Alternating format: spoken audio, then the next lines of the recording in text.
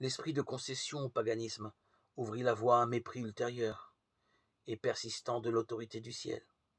Satan altéra également le quatrième commandement, et Satan projetait de mettre de côté l'ancien Shabbat, le jour que Dieu avait béni et sanctifié, et à sa place d'élever le festival pratiqué par les païens et connu comme le jour vénérable du soleil.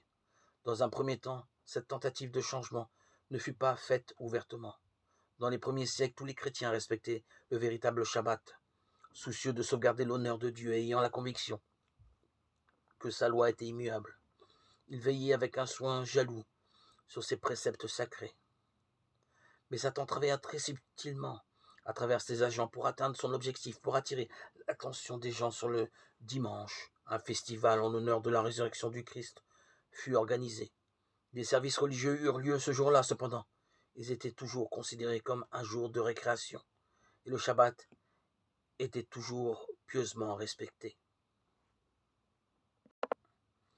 Quand il était encore un païen, Constantin fit publier un décret exigeant le respect du dimanche comme jour de festival public par tous dans l'Empire romain.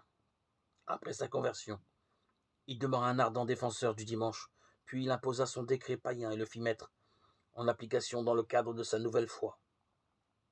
Mais l'honneur accordé à ce jour n'était toujours pas suffisant pour empêcher les chrétiens d'observer le vrai Shabbat comme le saint jour de Dieu.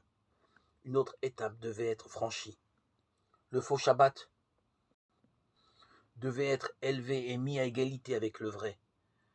Quelques années plus tard, Constantin fit publier un autre décret. L'évêque de Rome conférait au dimanche le titre de jour du Seigneur.